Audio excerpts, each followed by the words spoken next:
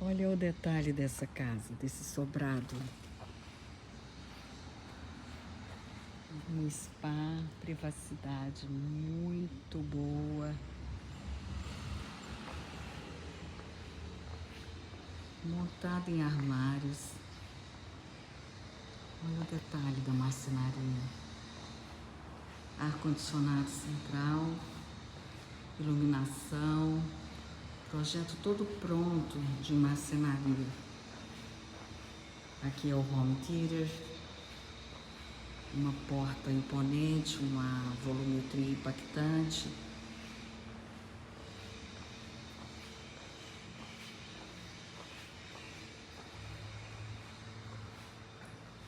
Cozinha espaçosa, prontinha para morar.